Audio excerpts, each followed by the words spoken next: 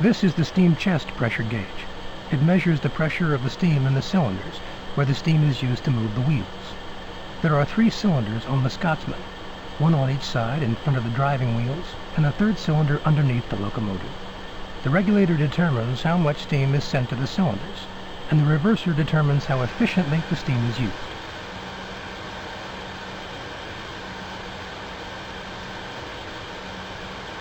Let's talk about the brakes.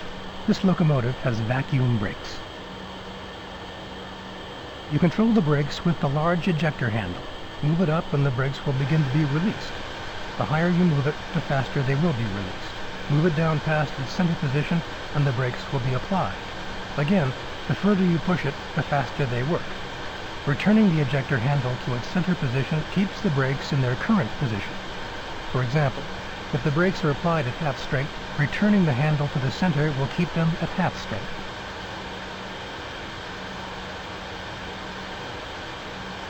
The other steam locomotive and train simulator, the Gulsdorf 380, has air brakes instead of vacuum brakes. Although the braking system is different, you apply and release brakes the same way, with the brake handle. This is the brake gauge. Actually, it's 2 gauges in one. The gauge on the right is for the vacuum cylinder, and the gauge on the left is for the brake cylinder. If both gauges indicate the same pressure, the brakes are off. The bigger the difference between where the needles are pointing, the harder the brakes are being applied.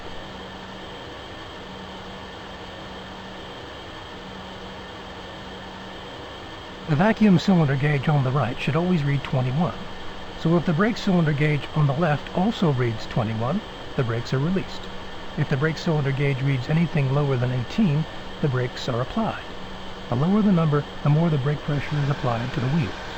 For detailed information about reading the gauges, see the train simulator help system by pressing the F1 key. Now let's try out the whistle. Try sounding the whistle now.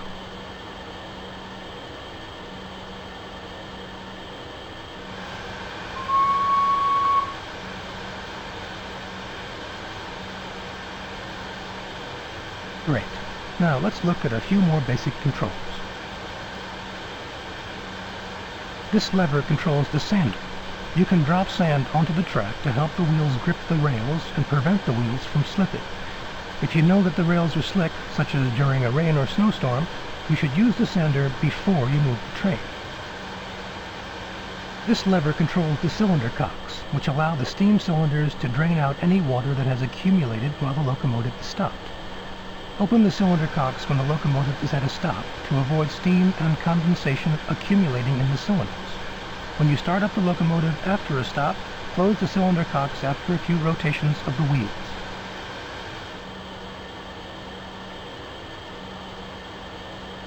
If you are watching the train from an external view when the cylinder cocks are open, you'll see steam shooting out from the cylinders on the driving wheels as the train starts to move.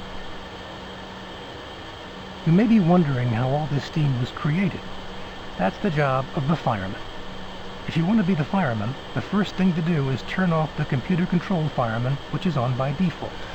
I've already done it for you for this lesson. Usually you do that in the options screen before you start an activity.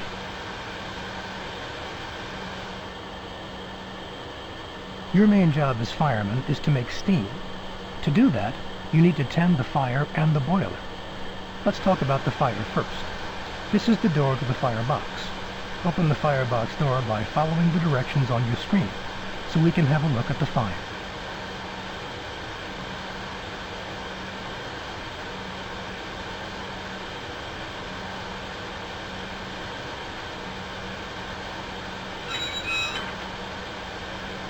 You can check the heat of the fire by looking at its color.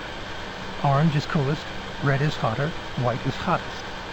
The heat of the fire determines how efficiently you use the coal. The hotter the fire, the more efficient it is. By burning coal efficiently, you'll make sure you have enough steam available when you need it, and enough coal available for the entire journey. You can add more coal to the fire by using a key command to shovel coal from the tender behind you into the firebox. Make sure the firebox door is open before you try to shovel. Shovel in some coal now.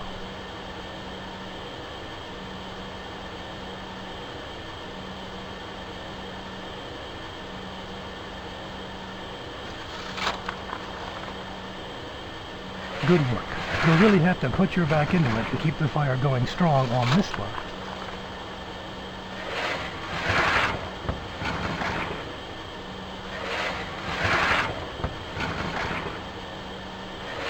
Let's stop shoveling coal now so we can continue our lesson.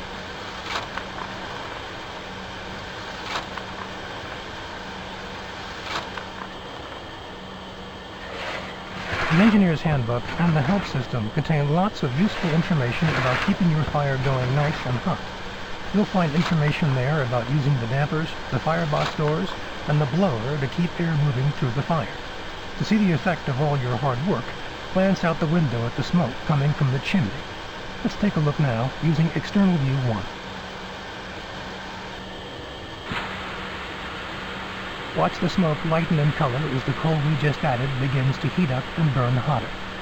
In general, when you drive, the smoke should be very light gray. If it's dark, the coal isn't burning up sufficiently, so you need to make the fire hotter. If the smoke is clear, you need to add more coal. Let's go back into the cab to learn about your other major duty, keeping the boiler filled with the right amount of water.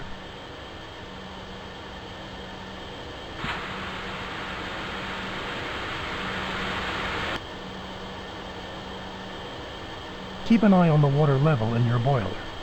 There are two water gauges. The one on the left shows the level in the boiler. When it gets low, below 2/3 full, add more water from the tender.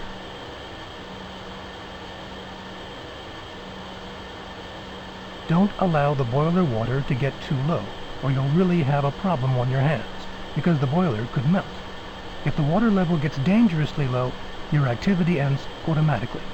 But don't fill it too full either, as that could cause priming, a condition in which water gets into the systems meant for steam.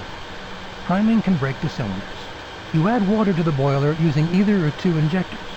To use the injectors, open one of the injector steam valves and its associated water valve. The injectors use steam to push water from the tender into the boiler. Make sure not to overfill the boiler. The water you put into the boiler came from the tender behind us. In Train Simulator, the tender water gauge is located next to the boiler water gauge.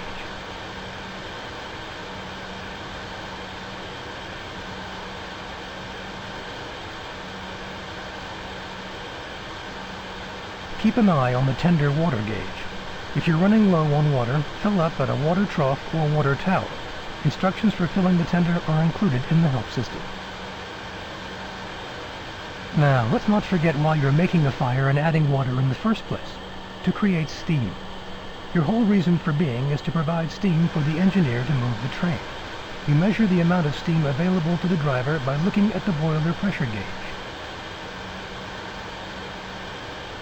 As you learn the art of firing, watch the boiler pressure gauge when you add water to the boiler and when you add coal to the fire.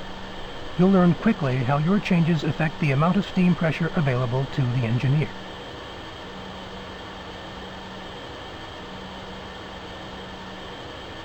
If you provide too little steam, the engineer can't move the train. If you provide too much steam, the safety valves go off, causing an awful racket. Wasting steam by blowing it out the safety valves is a waste of water and coal, so study your engineer's handbook and the on-screen help and practice your firing skills on short runs. You've been doing a bang-up job as firemen so far. As you can see, we've got plenty of steam pressure to move this train. All these controls, gauges, and key commands can be confusing, and you'll have lots more information to keep track of when you're trying to meet a timetable. To keep your important information organized, we provided an operations notebook. Let's look at it now.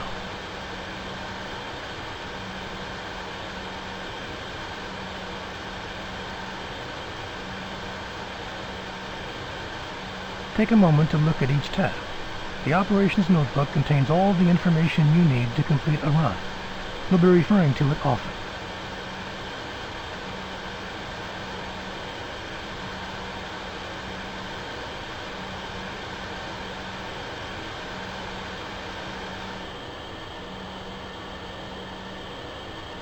Now let's close the operations notebook and look at one of the other